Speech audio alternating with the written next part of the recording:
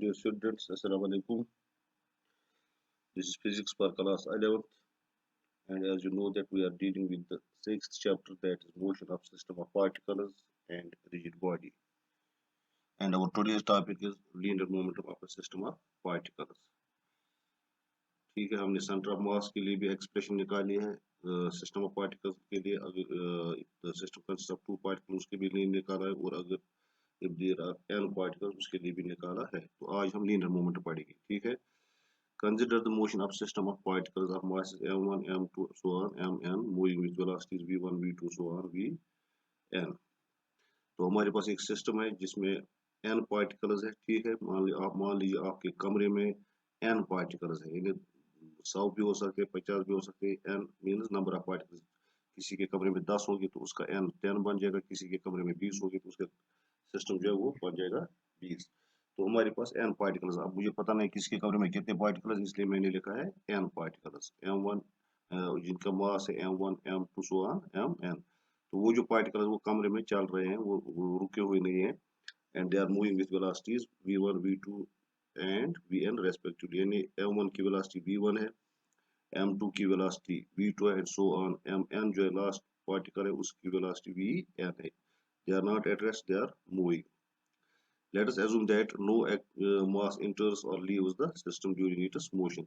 और हम ये assume कर रहे हैं कि न बाहर से कोई मास अंदर आ रहा है, कोई पार्टिकल अंदर आ रहा है, ठीक है, और न अंदर से कोई मास बाहर निकल रहा है, यानी कोई पार्टिकल बाहर निकल रहा है। So that the total mass m of the system remains constant। यानी अगर मेरे n पार्टिकल्स का मास 100 kg है, जब बाहर उसमें से कोई पार्टिकल बाहर नहीं निकलेगा और ना बाहर से कोई अंदर पार्टिकल है, तो जो मास है वो कांस्टेंट रहेगा, वो 100 kg रहेगा, ठीक है। उसी को बोल रहा हूँ मैं कि हम एज्यूम करें कि ना बाहर से कोई मास अंदर आ रहा है हमारे सिस्टम में, और ना हमारे सिस्टम से कोई मास बाहर जा रहा है, ठीक है। तो जो टोटल मास m है, ठीक है, वो कंजर्वेटिव। फॉर एग्जांपल जो मास m1 है वो 1 kg है, जो मास m2 वो 2 kg है। जब मैंने टोटल किया अपने पार्टिकल, जो मेरे पास पार्टिकल 10 थे, 20 थे, जितने भी थे, जब मैंने उनको उनके मास को ऐड किया तो मेरा मान लीजिए 100 kg बन जाता है। तो मेरा जो कैपिटल m है वो 100 है। तो वो जब बाहर से कोई पार्टिकल अंदर नहीं आएगा तो न अंदर से कोई बाहर पार्टिकल जाएगा, तो मेरा जो मास है सिस्टम का वो m है, कैपिटल है, वो कांस्टेंट रहेगा, यानी वो 100 kg रहेगा। Let P1, P2, so on and Pn are the linear momentum of the individual particles। अब मेरे पास जो पार्टिकल है, जो मास, जिस पार्टिकल का मास m1 है और जिसकी वेलोसिटी v1 है, उसका जो मोमेंटम भी होगा तो वो p, जो फार्मूला है मोमेंटम के लिए, p is equal to m into v। तो पार्टिकल जो मास, जिसका मास m1 है और जिसकी वेलोसिटी v1 है, उसका मोमेंटम p1 बन जाएगा, यानी p1 will be equal to m1 v1। इसी तरह P2 जो मोमेंटम होगा दूसरे पार्टिकल का, उसका मोमेंटम होगा m2 into v2, that is m2 v2, so on. जो nth पार्टिकल होगा mn, उसका मोमेंटम होगा mm into vn, that is mm vn।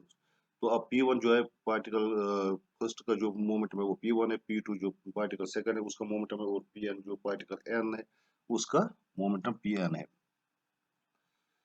Then the linear momentum of the given linear momentum of the system. अब जो मेरा system है, पूरा system, उसका लीनियर मोमेंटम कितना बन जाएगा, मैं हर एक पार्टिकल के मोमेंटम को ऐड करूंगा, यानी P1 का m1 का जो मोमेंटम है P1, m2 का जो मोमेंटम है P2, उनको मैं ऐड करूंगा तो मुझे टोटल मोमेंटम हासिल होगा। So total momentum is given by P is equal to P1 plus P2 plus so on Pn। तो अभी मैंने बोला P1 का जो वैल्यू वो m1 v1 है, ठीक है। यहाँ पे आप देख सकते हैं ये P1 का वैल्यू है और ये P2 का वैल्यू है, ठीक है। सो ऑन ये Pn का वैल्यू है, क्योंकि P का जो फार्मूला है वो मास इंटू वेलोसिटी होता है। मोमेंटम किसके बराबर होता है, मास इंटू वेलोसिटी। जो मैंने यहाँ पे बोल्ड लेटर्स लिखे वो वेक्टर्स है, जो स्मॉल लेटर्स लिखे m, जो जिस तरह से m मैंने लिखा है, क्योंकि इसको मैंने इटैलिकाइज्ड में लिखा है क्योंकि ये स्केलर है, और v को मैंने बोल्ड में लिखा है क्योंकि ये वेक्टर है। तो P भी वेक्टर है, ठीक है, इसलिए जो जो बोल्ड मैंने लिखे है वो वेक्टर है। अच्छा, also the velocity of centre of mass is given bye, जो हमने निकाला है कल के लेक्चर में, मैंने आपको पढ़ाया VCM is equal to m1 v1 plus m2 v2 plus so on mn vn whole divided by m, जो मैंने कल निकाला है, ठीक है। That is the velocity of centre of mass, वो मैंने कल निकाला है, ठीक है।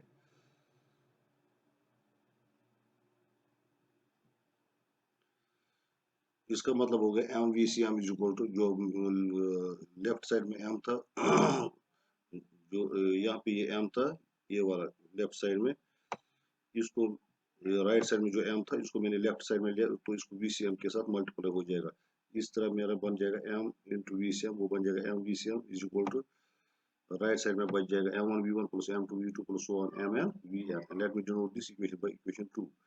From equation first and second we see that the RHS both the equations is equal. Equation first का भी right hand side है M1 V1 plus M2 V2 plus so on Mn Vm, और equation second का भी right hand side है M1 V1 plus M2 V2 plus so on Mn Vm. Therefore their left hand sides must also be equal. Therefore जो equation first का left hand side था वो P था, और जो इक्वेशन सेकंड का left hand side था वो MVCM था। Therefore P will be equal to MVCM. Thus the total linear momentum of particles is equal to the product of the mass and the velocity of its center of mass. जो system का centre of मास का velocity होगा और जो system का total mass होगा उसके साथ हम मल्टीप्लाई करेंगे तो हमें मोमेंटम हासिल होगा सिस्टम का। ठीक है, तो P will be equal to M into VCM. अब दूसरा टॉपिक है हमारा conservation of linear momentum for system of particles. ठीक है, according to the law of conservation of linear momentum, total linear momentum of the system of particles remains constant or conserved in the absence of external force. यानी अगर हमारे system पे कोई external force act नहीं कर रहा है, मेरे कमरे में जो पार्टिकल्स है, ठीक है, they interact with each other due to their mutual actions and reactions, वो एक दूसरे पे फोर्स लगाएंगे लेकिन वो एक दूसरे का फोर्स होगा, बाहर से कोई उसको पुश नहीं कर रहा है, बाहर से कोई उसको पुल नहीं कर रहा है, कुछ एक्सटर्नल फोर्स है ही नहीं कुछ, जो भी फोर्स है वो इंटरनल फोर्स है। जो पार्टिकल्स एक दूसरे को अट्रैक्ट करेंगे, रिपेल करेंगे, क्या जो भी वो करेंगे वो इंटरनल फोर्स हो गया। लेकिन हम कह रहे हैं कि जब एक्सटर्नल फोर्स नहीं होगा, ठीक है, तो जो इंटरनल फोर्स होगा उससे क्या हो जाएगा, उससे एक दूसरे का उनका मोमेंटम चेंज होगा लेकिन टोटल मोमेंटम कांस्टेंट रहेगा। फॉर एग्जांपल जो पार्टिकल 1 था, अगर उसका इंटरनल मोमेंटम था 10 और पार्टिकल 2 का इंटरनल मोमेंटम था 20, अब अगर वो एक दूसरे के साथ इंटरेक्ट करेंगे, एक दूसरे के साथ टकराएंगे, एक्शन करेंगे, एक दूसरे को अट्रैक्ट करेंगे, ठीक है, उससे क्या हो जाएगा, मान लीजिए अगर पार्टिकल 1 का जो 10 मोमेंटम था वो 15 हो गया, तो ऑटोमेटिकली जो पार्टिकल 2 का 20 मोमेंटम था वो डिक्रीज हो जाएगा, वो 15 ही रह जाएगा, वो डिक्रीज हो जाएगा, ताकि जो टोटल मोमेंटम पहले 10 प्लस 20 था 30 था, अब वो 15 प्लस 15 30 बन जाएगा। टोटल मोमेंटम कंजर्व रहेगा, टोटल मोमेंटम कांस्टेंट रहेगा। This is the law of conservation of linear momentum. मगर ये पॉसिबल है तब जब एक्सटर्नल फोर्स एक्ट नहीं कर रहा है। अंदर का फोर्स जो तो एक दूसरे का फोर्स है जिसको हम बोलते हैं म्यूचुअल एक्शन एंड रिएक्शन या म्यूचुअल इंटरेक्शन, उसकी वजह से जो फोर्स लगेगा उससे मोमेंटम टोटल मोमेंटम चेंज नहीं होगा। हाँ, अगर एक्सटर्नल फोर्स लगाएंगे फिर तो टोटल मोमेंटम डिक्रीज भी हो सकता है, इंक्रीज भी हो सकता है, लेकिन जो इंटरनल एक्शन और रिएक्शन होगी उसकी वजह से टोटल मोमेंटम चेंज नहीं होगा। हाँ, इंडिविजुअल मोमेंटम चेंज हो सकता है। मैंने अभी बताया आपको पार्टिकल 1 जो था जिसका मोमेंटम 10 था, पार्टिकल 2 जो था उसका मोमेंटम 20 था, ठीक है, तो टोटल मोमेंटम मेरे पास 30 था, 10 प्लस 20 30 था।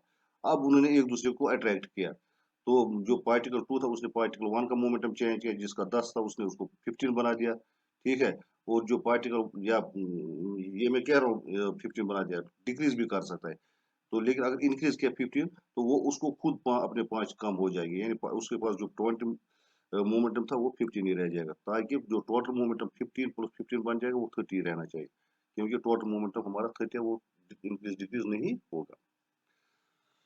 We know that the total linear momentum of a system of particles is given by जो अभी मैंने आपको पढ़ाया ऊपर P is equal to MVCM, ठीक है, where M is the total mass of the system and VCM is the velocity of the center of mass of the system.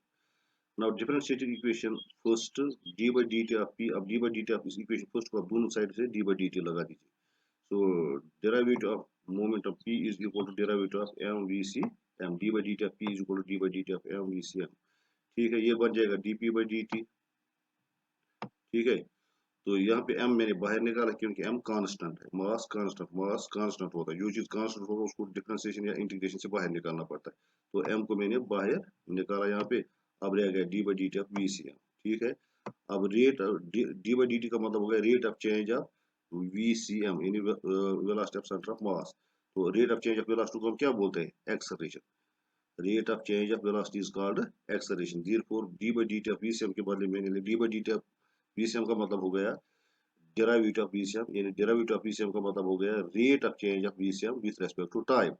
तो rate of change of vcm with respect to time is called acceleration, that is acm, जो मैंने यहाँ पे लिखा है, ठीक है. So dp by dt will be equal to m acm, where acm is equal to d by dt of vcm is the acceleration of the center of mass of the system. वो center of mass जो होगा उसकी acceleration होगी, ठीक है. This implies d by dt dp by dt is equal to f external, क्योंकि m into acm जो मैंने लिखा है f external is equal to m into acm is the external force acting on the center of mass of the system. अब जो centre of मास होगा हमारे मेरे सिस्टम में, जो मेरे कमरे में पार्टिकल्स, उनका जो पॉइंट है जिसको हम सेंटर ऑफ मास बोलते हैं, ठीक है. जिस उस सेंटर ऑफ मास का जो जो एक्सेलरेशन होगी, और जब मैंने उसको टोटल मास से मल्टीप्लाई किया तो वो बन जाएगा फोर्स, एक्सटर्नल फोर्स, ठीक है. मगर हमने अभी पहले बता दिया है कि if no external force is acting on the system, और एक्सटर्नल फोर्स एक्ट कर ही नहीं रहा है, फोर्स जो भी है वो इंटरनल फोर्स है, पार्टिकल्स एक दूसरे पे फोर्स लगाते हैं लेकिन बाहर से कोई फोर्स नहीं लग रहा है, तो उसको बोलते हैं external force is zero. Then dp by dt will be equal to f external के बदले, इस f external के बदले में जीरो लिखूंगा क्योंकि because no external force is acting on the system, so dp by dt will be equal to zero. अब यहाँ पे लिखा this implies dp by dt will be equal to d by dt of constant, क्योंकि differentiation of constant is also zero, ठीक है. अगर आप इस constant को differentiate करोगे d by dt of constant is zero, so differentiation इसकी क्या निकलेगी, जीरो निकलेगी. इसलिए इस जीरो के बदले में लिख सकता हूँ d by dt of constant. कोई बोलेगा ये कैसे लिखा, बोल रहे derivative of constant is zero, ठीक है. तो दिस implies, अब d by dt दोनों साइड से आप काट दीजिए यहाँ से, इस इक्वेशन से जहाँ पे dp by dt है और इस साइड में d by dt अब कांस्टेंट है, d by dt काट दीजिए तो क्या बच जाएगा, p is equal to constant, p is equal to constant, ठीक है. यहाँ पे आप d by dt काट दीजिए दोनों साइड से, तो आपको निकलेगा p लेफ्ट साइड में और राइट साइड में बच जाएगा constant, p will be equal to constant. Thus if the net external force on the system is zero, यानी कोई external force एक्ट नहीं कर रहा है सिस्टम पे, the total linear momentum p of the system remains constant. जो total momentum होता है लीनियर मोमेंटम किसका, सिस्टम का, वो कांस्टेंट रहता है और कंजर्व रहता है. कांस्टेंट को ही हम कंजर्व भी बोलते हैं. अब आगे चलिए, अब हमें p निकला किसके बराबर, constant of p is equal to constant. अब आगे चलिए फिर क्या हो जाएगा, तो p किसके बराबर है, हमें mvcm के बराबर, क्योंकि पहले हमने जब हम लीनियर मोमेंट पढ़ रहे तो हमें p किसके बराबर निकला है, mvcm. जब p कांस्टेंट के बराबर होगा तो mvcm will also be equal to constant, ठीक है. और vcm will be equal to constant, क्योंकि जब m को मैं लेफ्ट साइड में राइट साइड में लूंगा तो it will be vcm is equal to constant divide by m. अब ऊपर कांस्टेंट है, नीचे कैपिटल m, अगर m को देखोगे तो m भी कांस्टेंट है, तो कांस्टेंट को जब कांस्टेंट से डिवाइड करते हैं क्या निकलेगा. फॉर एग्जांपल अगर आप 8 को 4 से डिवाइड करोगे आपको 2 निकलेगा, 2 भी कांस्टेंट ही है, ठीक है. 10 को 5 से मल्टीप्लाई डिवाइड करोगे तो 2 निकलेगा, वो भी कांस्टेंट है. 9 को 3 से डिवाइड करोगे तो 3 निकलेगा. यानी जब कांस्टेंट को हम कांस्टेंट से डिवाइड करते हैं या मल्टीप्लाई करते हैं या ऐड करते हैं या सबट्रैक्ट करते हैं, फिर कांस्टेंट ही निकलता है. इसीलिए मैंने लिखा यहाँ पे MVCM is equal to constant, VCM is equal to constant by M, means VCM is equal to constant by constant, क्योंकि मास भी कांस्टेंट है, so VCM will be equal to constant. इसका मतलब क्या हो गया, thus the center of mass VCM is the center velocity of the center of mass. अब velocity of center of mass क्या निकलते हैं, हमें कांस्टेंट निकलते हैं, ठीक है. thus the center of mass of the system will move with constant velocity, ठीक है. again, तो अब जो सेंटर ऑफ मास होगा किस में, आइसोलेटेड सिस्टम में. आइसोलेटेड सिस्टम में जहां पे कोई एक्सटर्नल फोर्स एक्ट नहीं करता है, जो भी अब मेरा जो सिस्टम है, जो वो पॉइंट होगा वहां पे सेंटर ऑफ मास होगा, पॉइंट होगा, वो भी चल रहा होगा लेकिन वो चल रहा होगा विद कांस्टेंट स्पीड, उसकी वेलोसिटी इंक्रीज डिक्रीज नहीं होगी. अगर इसकी वेलोसिटी 5 मीटर पर सेकंड, तो जब तक मैं देखूंगा उसको, वो उसकी वेलोसिटी वही रहेगी 5 मीटर पर सेकंड, ठीक है. वो किसकी, सेंटर ऑफ मास की. सेंटर ऑफ मास क्या होगा, जो एक पॉइंट होगा, ठीक है, इस मेरे सिस्टम में, वो भी चल रहा होगा लेकिन उसकी वेलोसिटी होगी constant. Again dp by dt is equal to 0, जो मैंने अभी निकाला है ऊपर, ठीक है. मैंने क्या निकाला ऊपर, dp by dt is equal to 0.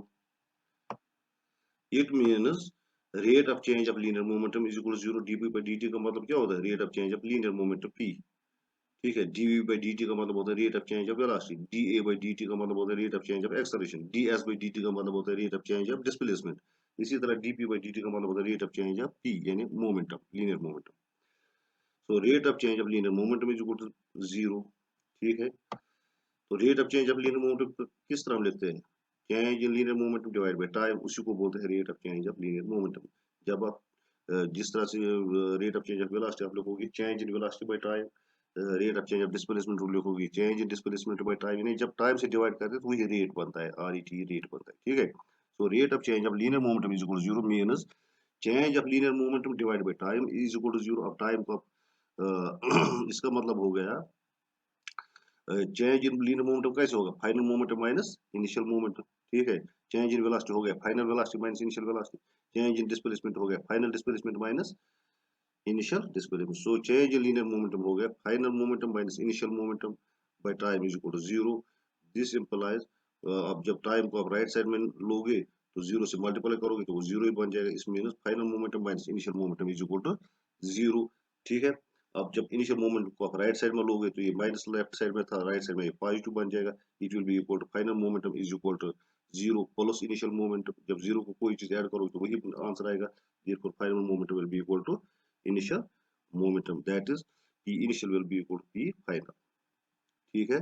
जो पहले आपके पास टोटल मोमेंटम था, टोटल मोमेंटम कितना था आपके पास? मैंने अभी बताया मेरे पास दो पार्टिकल थे मेरे सिस्टम में, एक का मोमेंटम 10 था, दूसरे का मोमेंटम 20 था। तो टोटल इनिशियल मोमेंटम मेरे पास 30 था, 10 प्लस 20। अब उन्होंने एक दूसरे के साथ इंटरेक्ट किया। ठीक है। ड्यू टू म्यूचुअल इंटरेक्शन तो उनका मोमेंटम चेंज हो गया, इंडिविजुअल मोमेंटम चेंज हो गया। जिसके पास 10 था उसके पास उसको हो गया 15, और जिसके पास 20 था उसका हो गया 15। तो जब फाइनल मोमेंटम मैं देख रहा हूँ, फाइनल मोमेंटम भी मेरा 30 निकलता है। Therefore, in an isolated system where no external force acts on a system, ठीक है, the total initial momentum remains always equal to the total final momentum. This is all about today's topic. Inshallah, we will meet tomorrow with next topic that will be rigid body. See you tomorrow. लेकिन ये अपने notebook पे लिखना। Thank you.